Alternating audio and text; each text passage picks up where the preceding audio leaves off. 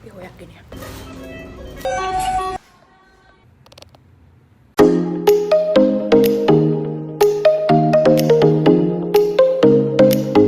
Hello ළමයි, කොහොමද ඉතින් ඔයාලට? ඔන්න ඉතින් ගොඩ කාලයකට පස්සේ මම ඔයාලට අලුත් වීඩියෝ එකක් අරගෙන ආවා.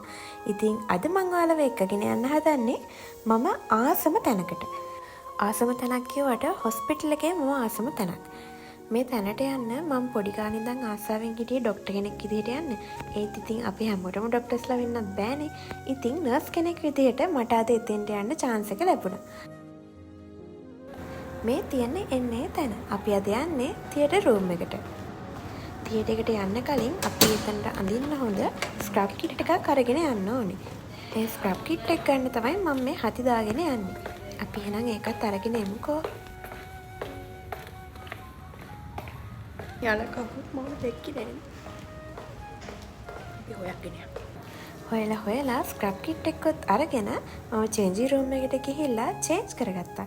මේ තමයි මම ෆස්ට් ටයිම් මගේ ස්ක්‍රබ් කිට් එක ඇඳපු දවස. මට ඒ නිසා හරිම සතුටුයි. එහෙනම් අපි අතුරට ගිහින්ම බලමු. තියටර් රූම් එකක් කියන්නේ අනිත් වෝඩ්ස් වගේ නෙමෙයි. මේක හරිම පරිස්සම් සහිත තැනක්. මොකද අපි සර්ජරි කරන තැනනේ.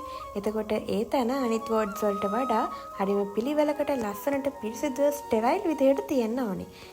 අපිට හිතන වෙලාවට එළියට යන්න, ඇතුළට එන්න මේ දේවල් ඒකෙදි කරන්න බෑ. අනිත් ඒ තමයි අනිත් වෝඩ්ස් වලදී අපි අපේ ඇඳුම මාරු කරලා අන්න ඒ වගේ දේවල් කරන්නේ නැහැනේ.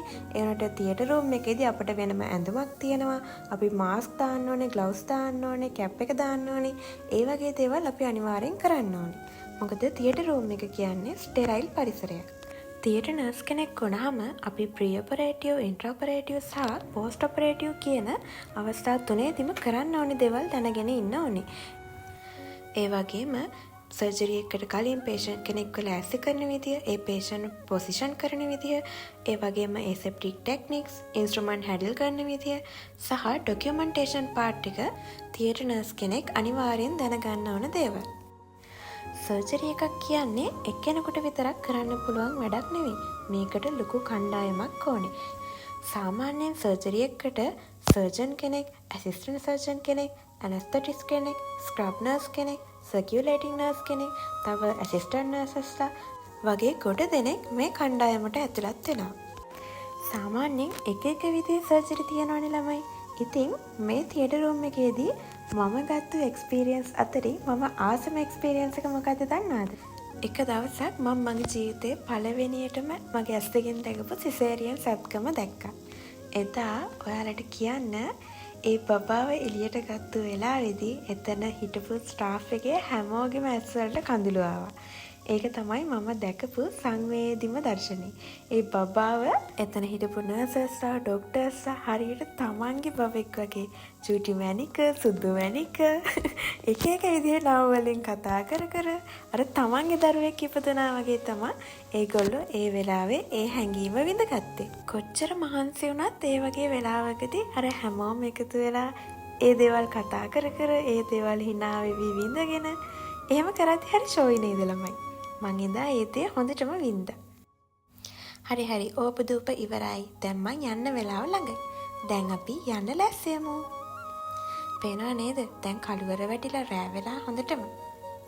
ඔන්න ඉතින් පැය 12ක shift එකකින් පස්සේ මම දැන් හදන්නේ change කරගෙන ගෙදර යන්න.